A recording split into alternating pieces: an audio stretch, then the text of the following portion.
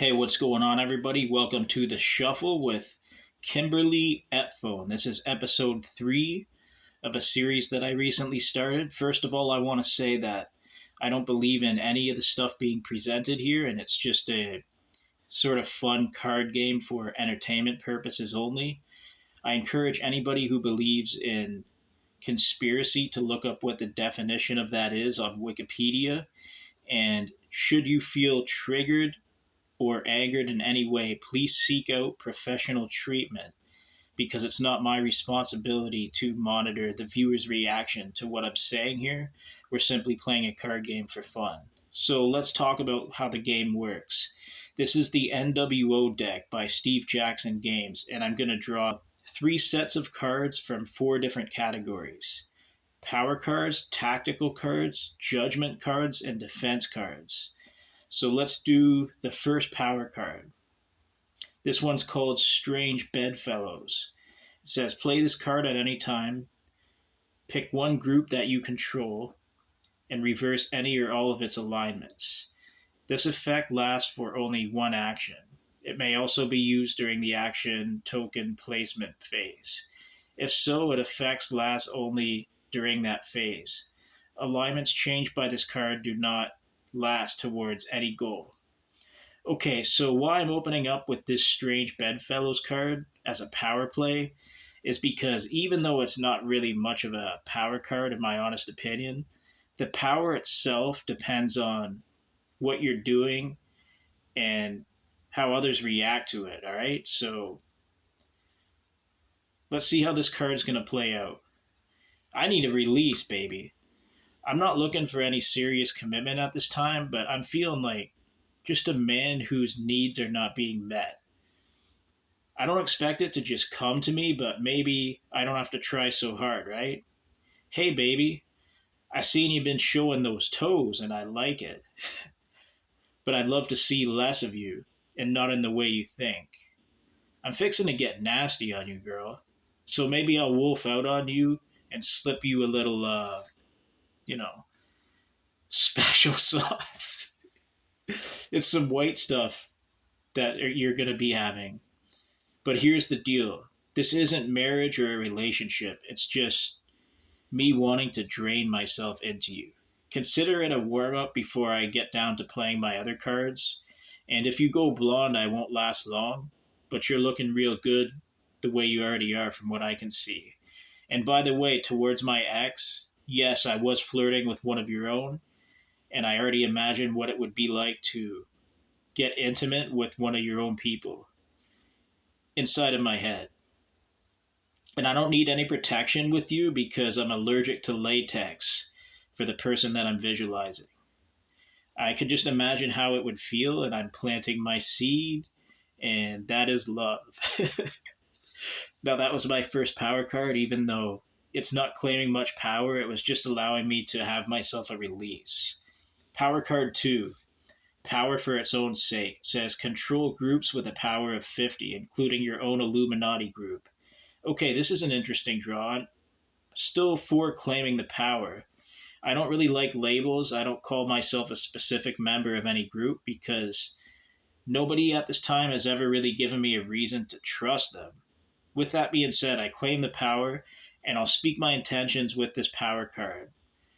I don't plan to mislead or turn away people who I control in order to selfishly benefit myself because with power comes great responsibility.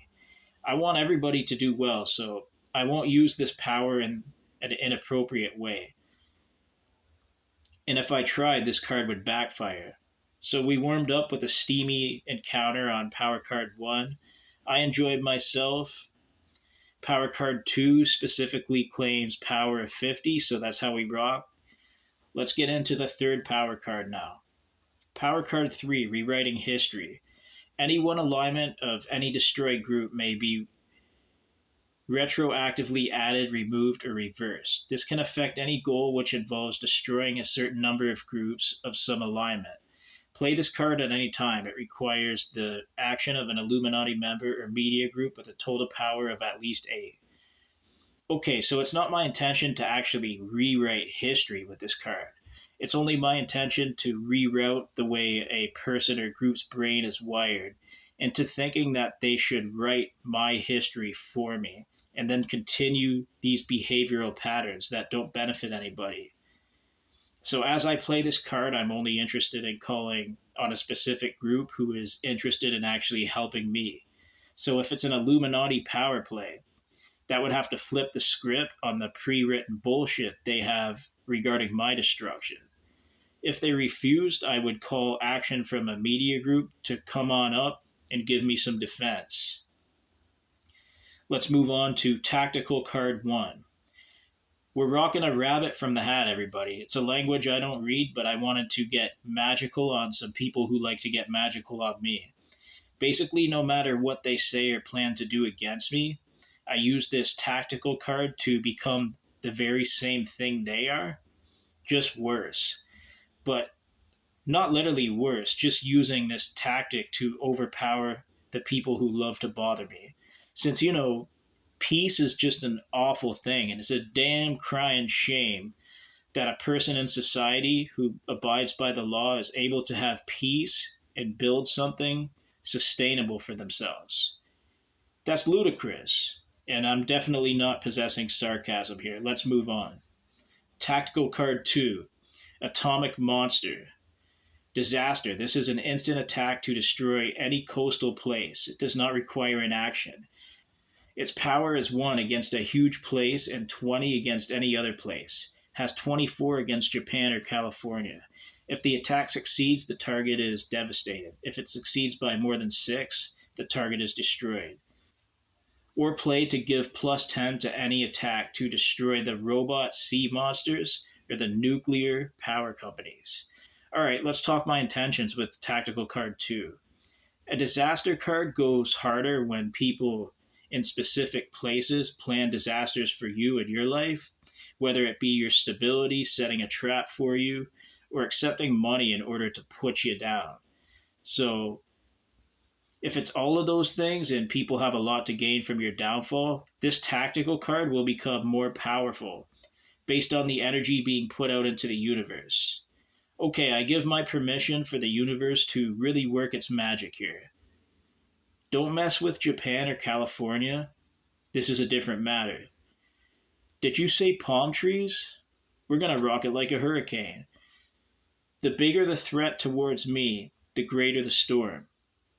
Let's test the waters and unleash hell on our tormentors.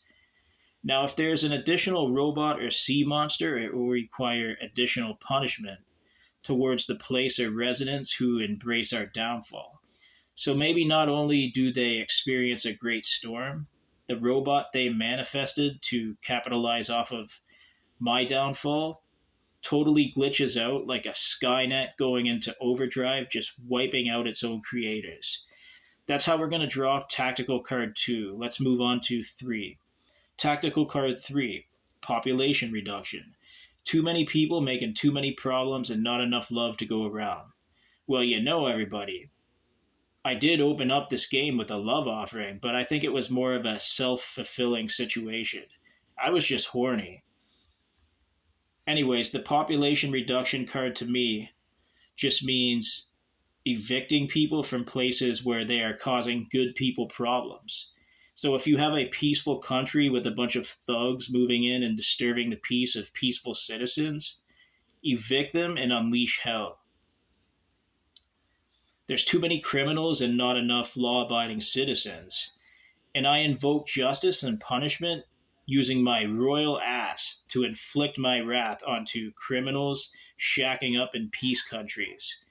If the peace countries have locals who are also criminals, may their population reduction double and evict them from their area of residence. Judgment card 1, the clone card. Alright, so this card says you can control the clone arrangers.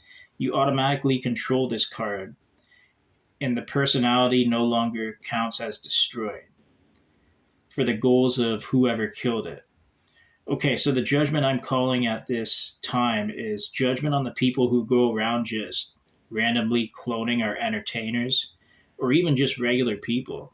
I can use this card to personally control the ones who clone people.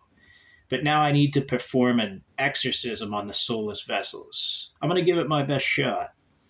I call upon the protectors of the universe to cast out the demons from those who walk inside of empty vessels, as well as extinct the dinosaurs from humanity itself.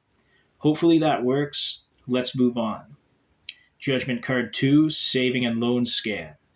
Alright, this judgment card is pretty self explanatory. Somebody alert the women's basketball team, because damn, bro, this is going to annoy some people. Perfect.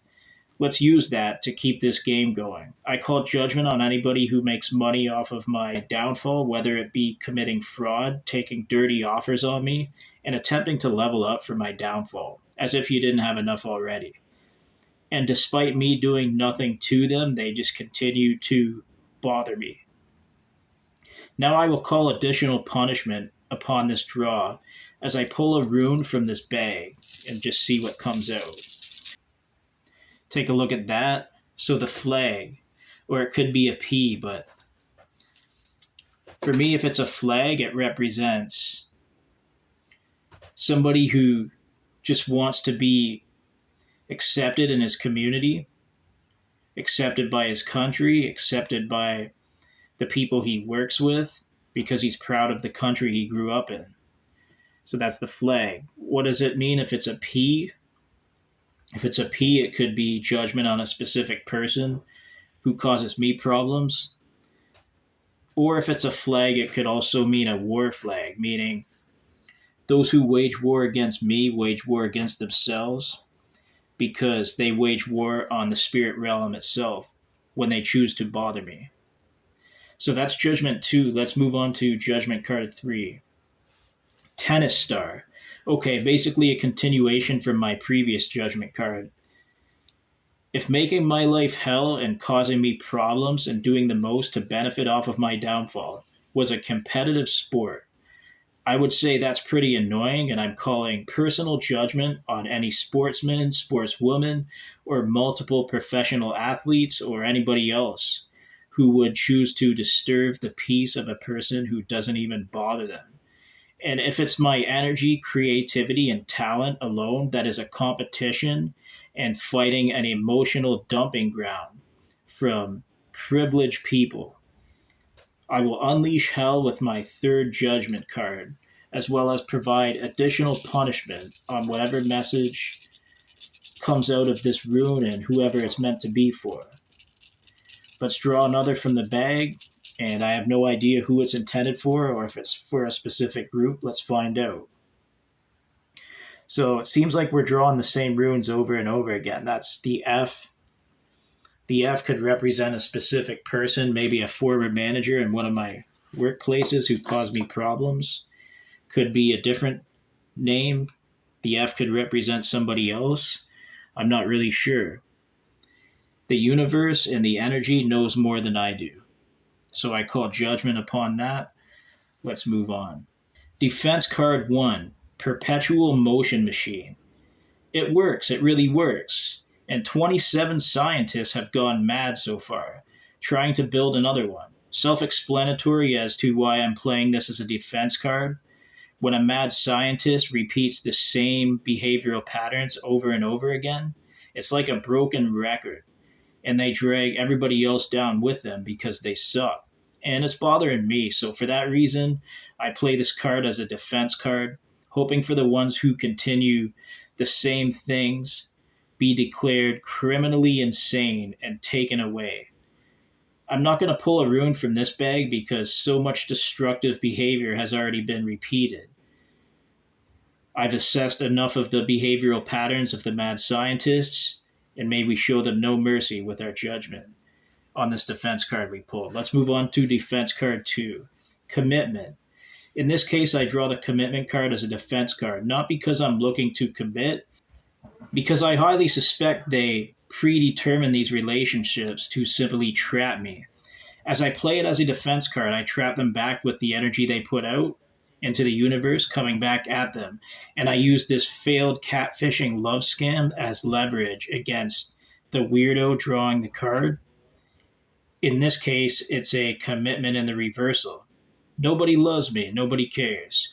But the universe says, hey, I care. And you can play your own cards as well when they play cards against you. Let's move on.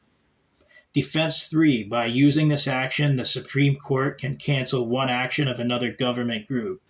Yes, that includes groups outside of US. Don't ask, you don't want to know. Okay, cool. So I don't even really want to know, and I'm not even really asking. But even if I did know, it's not my mission to say it. I'm only drawing this card as a defense card to cancel the action of a government authoritarian takedown regarding me. So basically, if there was a dog inside of a government agency who likes to collect stuffed animals, the Supreme Court would have to sit that dog down and tame him or banish him entirely from his or her position. I'm going to draw one rune from this bag now, even though it's a defense card. I feel as if I need to call additional judgment. Let's just see what comes out of the bag, and I have no idea what's going to happen. V for victory. That's what I'm choosing to see it as. What does that mean? It means whenever somebody plans an attack against me, it not only backfires onto them and causes problems for the people around them, it makes me more victorious as I transmute the energy. And by them doing it, they can't take credit for my success. They can only take credit for repeating the same behavioral patterns. So V for victory. Let's close it out. And I got to say, I really enjoyed my love-making introduction with Power Card 1 today. Man, that's a good woman. I can imagine having my way with her multiple times. Have a good one, everybody. It's going to be Kimberly at phone signing out, episode 3